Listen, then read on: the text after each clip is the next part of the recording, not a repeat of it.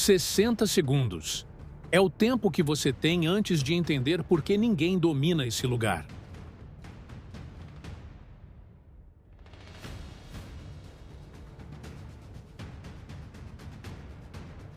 Aqui, uma planta pode te matar antes que você perceba que a tocou. Um rio pode esconder uma criatura de 6 metros sem fazer nenhum som. E o predador mais silencioso das Américas pode estar te observando agora mesmo. Isso não é exagero de roteiro. Isso é rotina, todos os dias, na maior floresta tropical do mundo. Ela produz 20% de todo o oxigênio respirável da Terra. E ainda assim, é um dos lugares que mais mata quem ousa desafiá-la despreparado.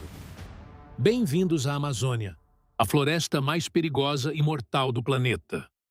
A floresta amazônica não é apenas a maior floresta tropical do planeta. É, por uma margem considerável, o maior ecossistema contínuo de vida terrestre já registrado na história da Terra. Com uma área que ultrapassa os 5,5 milhões de quilômetros quadrados, distribuída principalmente pelo Brasil, mas também por Peru, Colômbia, Venezuela, Equador, Bolívia, Guiana, Suriname e Guiana Francesa, a Amazônia é tão vasta que, se fosse um país, seria o 7º maior do mundo em território, superando nações inteiras como a Índia. Essa escala monumental não é apenas uma curiosidade geográfica. É o que permite que a floresta funcione como um dos maiores reguladores climáticos de todo o planeta, influenciando padrões de chuva que se estendem muito além de suas próprias fronteiras, alcançando regiões agrícolas inteiras na América do Sul. No centro dessa imensidão está o Rio Amazonas, o maior rio do mundo em volume de água, despejando no Oceano Atlântico uma quantidade de água doce tão descomunal que sua influência pode ser detectada na salinidade do oceano a mais de 100 quilômetros de distância da costa. Diferente de outros grandes rios do planeta, o Amazonas não tem uma única nascente reconhecida sem controvérsia científica, mas sim uma rede complexa de mais de 1.100 afluentes, muitos deles rios de porte considerável por si só, que se entrelaçam através da bacia amazônica, formando o maior sistema fluvial contínuo da Terra. Alguns desses afluentes, como o Rio Negro, com suas águas escurecidas por taninos vegetais, e o Rio Solimões, de coloração barrenta característica, se encontram próximo a Manaus, em um fenômeno visual impressionante conhecido como Encontro das Águas, onde as duas correntes fluem lado a lado por quilômetros sem se misturar completamente, devido a diferenças de temperatura, velocidade e densidade entre elas. A biodiversidade abrigada por essa floresta desafia qualquer tentativa de catalogação completa. Estima-se que a Amazônia hospede mais de 10% de todas as espécies conhecidas do planeta, um número que inclui aproximadamente 40 mil espécies de plantas, mais de 2.500 espécies de peixes, centenas de espécies de mamíferos e uma quantidade de insetos tão vasta que os próprios cientistas admitem não ter uma estimativa precisa. Algumas projeções sugerem que possam existir milhões de espécies de insetos ainda não descritas formalmente pela ciência, escondidas nas copas mais altas da floresta ou nas profundezas de seus rios e igarapés. Essa riqueza biológica extraordinária faz da Amazônia um dos laboratórios naturais mais importantes do mundo, responsável por uma parcela significativa de todas as novas espécies descobertas anualmente em qualquer lugar do planeta. Essa biodiversidade não se distribui de forma uniforme por toda a floresta. Cientistas identificam diferentes estratos verticais dentro do próprio ecossistema amazônico, cada um funcionando quase como um mundo separado. O solo da floresta, permanentemente sombreado e úmido, abriga uma comunidade especializada de decompositores, fungos e pequenos mamíferos adaptados à penumbra constante. O subbosque, ligeiramente mais iluminado, sustenta uma vegetação intermediária e serve de corredor para predadores terrestres, E o dossel superior, a mais de 30 metros de altura, recebe a maior parte da luz solar e abriga a maior concentração de vida animal da floresta, incluindo a vasta maioria das espécies de primatas, aves e insetos ainda por descobrir. Essa estratificação vertical é tão pronunciada que biólogos frequentemente descrevem a Amazônia não como um único ecossistema, mas como múltiplos ecossistemas sobrepostos, cada um com sua própria dinâmica de predação, reprodução e competição por recursos. Mas é justamente essa riqueza descomunal de vida que também torna a Amazônia um dos ambientes mais desafiadores e potencialmente perigosos para qualquer ser humano que se aventure despreparado por seu interior. A onça-pintada, o maior felino das Américas, reina como o predador de topo da floresta, um caçador solitário e extremamente eficiente, capaz de atacar presas muito maiores que ela através de uma mordida com força suficiente para perfurar o crânio de répteis blindados como o jacaré.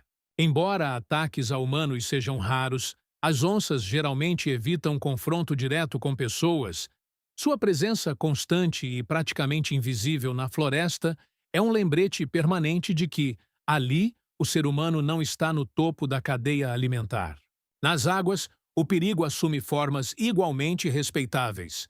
A sucuri verde, uma das maiores serpentes do mundo, pode ultrapassar 6 metros de comprimento e pesar mais de 90 quilos, capaz de submergir suas presas até a exaustão através de constrição. As piranhas, apesar da reputação exagerada por décadas de representação cinematográfica sensacionalista, podem sim representar risco real em situações específicas, especialmente em águas com baixo nível durante a estação seca, quando cardumes ficam concentrados em poças menores e mais desesperados por alimento. E as arraias de água doce, frequentemente camufladas no leito arenoso de rios rasos, são responsáveis por um número significativo de acidentes anuais, envolvendo moradores locais e pescadores, através de ferrões extremamente dolorosos e potencialmente perigosos se não tratados adequadamente. O próprio ambiente vegetal também guarda armadilhas letais. A Amazônia abriga algumas das plantas mais tóxicas já catalogadas pela ciência, incluindo espécies utilizadas há séculos por povos indígenas para produzir o curare, uma substância paralisante, tradicionalmente aplicada em pontas de flechas e dardos de caça, capaz de causar parada respiratória em questão de minutos quando administrada diretamente na corrente sanguínea. Outras plantas, como certas espécies de mandioca brava, contêm compostos que liberam cianeto se consumidos sem o preparo tradicional adequado, um conhecimento que comunidades indígenas dominam há milênios, mas que representa risco real e documentado para qualquer pessoa despreparada que tente se alimentar da floresta sem orientação especializada. Além dos perigos diretos representados pela fauna e pela flora, a própria geografia e o clima da Amazônia impõem desafios logísticos severos. Tempestades tropicais podem se formar com rapidez impressionante, despejando volumes de chuva capazes de elevar o nível dos rios em vários metros em questão de horas. Um fenômeno que já surpreendeu e colocou em risco inúmeras expedições ao longo da história da exploração amazônica. A própria densidade da vegetação, combinada com a ausência quase total de pontos de referência visual claros, sem montanhas distantes ou horizontes abertos para orientação, torna extremamente fácil para qualquer pessoa se perder a poucos metros de uma trilha conhecida, um risco amplificado pela dificuldade de comunicação via rádio ou satélite sob o denso dossel da floresta. Mesmo o próprio calor e a umidade constantes representam um desafio fisiológico sério para qualquer pessoa não aclimatada. Com temperaturas médias girando em torno de 26 graus e umidade relativa do ar frequentemente acima de 80% durante praticamente todo o ano, a sensação térmica na Amazônia pode ultrapassar facilmente a marca dos 40 graus, criando condições ideais para desidratação rápida e exaustão pelo calor em pessoas que não bebem água suficiente ou subestimam o ritmo necessário para se locomover com segurança em terreno irregular e escorregadio. Somando-se a isso a presença constante de insetos vetores de doenças como malária e febre amarela, especialmente em áreas mais remotas e menos monitoradas por serviços de saúde pública, fica claro que a Amazônia exige, de qualquer visitante, um nível de preparação e respeito que poucos outros ambientes no planeta demandam de forma tão constante e multifacetada. É precisamente essa combinação entre escala monumental, biodiversidade extraordinária e perigo constante e multifacetado que transforma a Amazônia em um dos últimos grandes territórios verdadeiramente selvagens do planeta. Um lugar onde a natureza, apesar de séculos de exploração humana em suas bordas, continua operando amplamente sob suas próprias regras, indiferente e implacável para quem ousa subestimá-la. Muito antes de qualquer expedição científica moderna documentar a biodiversidade amazônica, povos indígenas já habitavam essa floresta há milhares de anos, desenvolvendo um conhecimento acumulado sobre plantas, animais e os próprios ritmos do rio, que segue sendo, até hoje, insubstituível para a compreensão científica completa do ecossistema. Estima-se que existam atualmente mais de 300 povos indígenas distintos vivendo na Amazônia, falando centenas de línguas diferentes, muitas delas ainda não catalogadas formalmente por linguistas. Entre esses povos, um grupo particularmente notável são os chamados povos isolados, comunidades que optaram deliberadamente por evitar qualquer contato sustentado com a sociedade nacional envolvente, muitas vezes como consequência direta de traumas históricos causados por surtos de doenças, violência e exploração ao longo de séculos de colonização. O Brasil é o país que abriga a maior concentração conhecida de povos isolados em todo o mundo, com mais de 100 registros de possível existência confirmados ou em processo de confirmação pela Fundação Nacional dos Povos Indígenas. Esses grupos, justamente por sua ausência de contato regular com o mundo exterior, carecem de imunidade a doenças relativamente comuns fora da floresta, como gripe e sarampo, condições que, historicamente, já dizimaram populações indígenas inteiras em episódios de contato mal gerenciado. O trabalho de proteção a esses povos isolados é conduzido através de uma estratégia relativamente contraintuitiva, mas cientificamente respaldada. Em vez de buscar contato direto para resgatar ou documentar essas comunidades, órgãos de proteção indígena adotaram, a partir das últimas décadas do século XX, uma política deliberada de não contato, focada em demarcar e proteger fisicamente o território ocupado por esses grupos contra invasões externas, permitindo que eles próprios decidam, ou não, buscar contato no futuro, em seus próprios termos. Equipes especializadas monitoram esses territórios através de sobrevoos periódicos e expedições terrestres cuidadosamente planejadas para manter distância segura, coletando apenas evidências indiretas de presença, como acampamentos abandonados, marcas em árvores ou vestígios de caça, que permitem estimar população em movimento sem qualquer interação direta.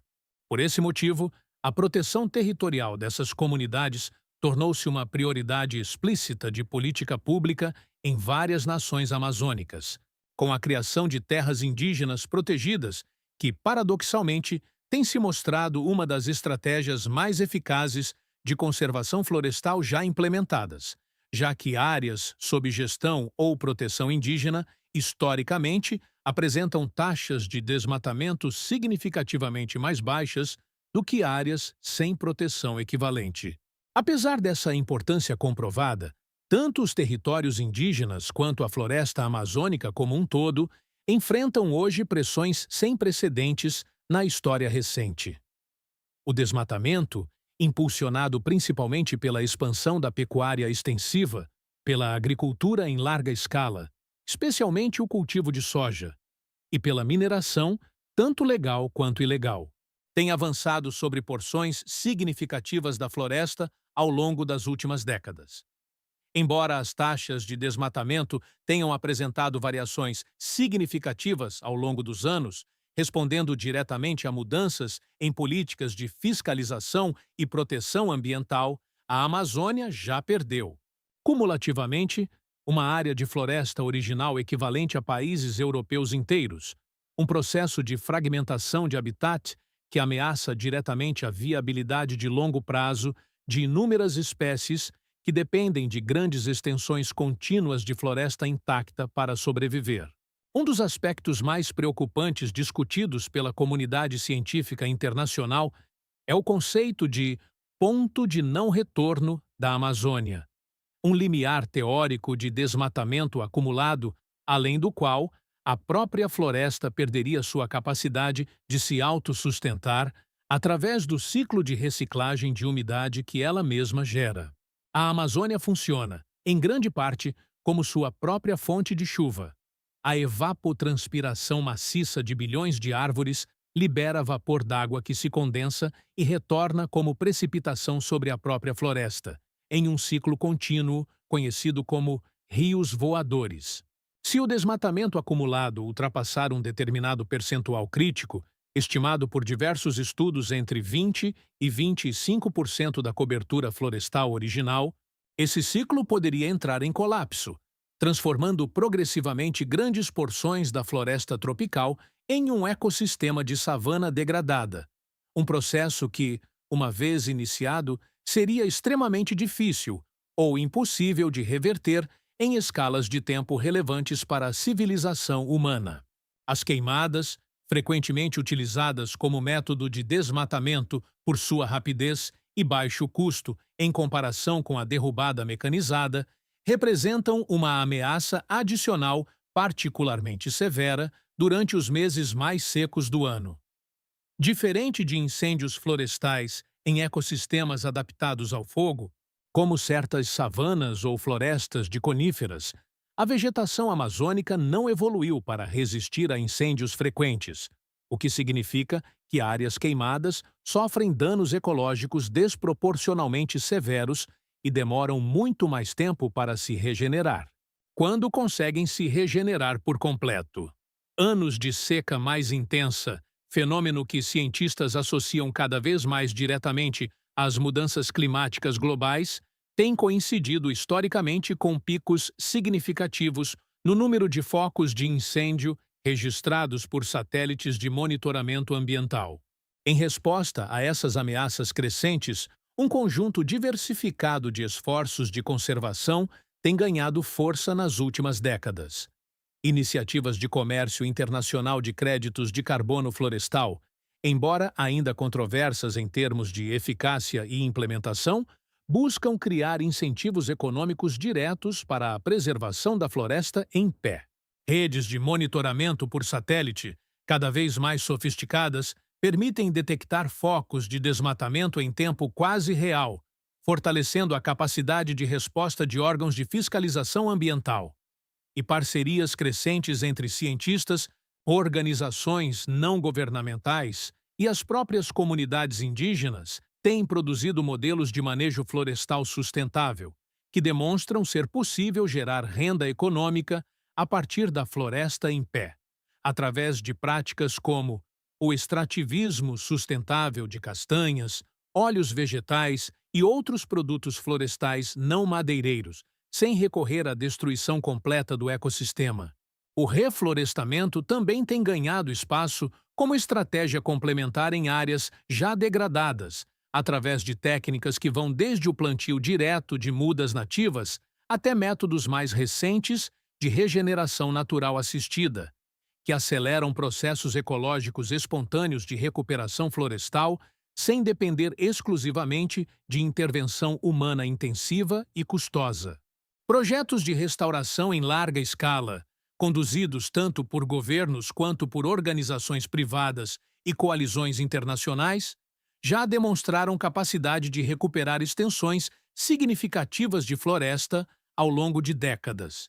Embora especialistas sejam unânimes ao afirmar que uma floresta restaurada artificialmente raramente recupera, em prazos razoáveis, a mesma complexidade ecológica e biodiversidade de uma floresta primária intacta, um argumento adicional e poderoso para priorizar a preservação do que ainda resta intocado, em vez de depender exclusivamente de restauração futura. A Amazônia, portanto, representa muito mais do que uma floresta perigosa e selvagem digna de fascínio documental. É um sistema vivo de importância planetária, cuja saúde está diretamente entrelaçada com o clima global, a segurança hídrica de bilhões de pessoas na América do Sul e a sobrevivência cultural de centenas de povos que a chamam de lar há milênios. Compreender seus perigos reais, das onças aos rios traiçoeiros, das plantas tóxicas às tempestades repentinas, é apenas o primeiro passo para compreender por que essa floresta, apesar de tudo que já perdeu, continua sendo um dos tesouros ecológicos mais irreplaciáveis que a humanidade ainda tem a chance de preservar. Se essa jornada pela floresta mais perigosa e vital do planeta te impactou, deixe seu like e se inscreva no canal. Toda semana, exploramos os lugares mais extremos e fascinantes da Terra. Comente qual território selvagem você quer ver a seguir.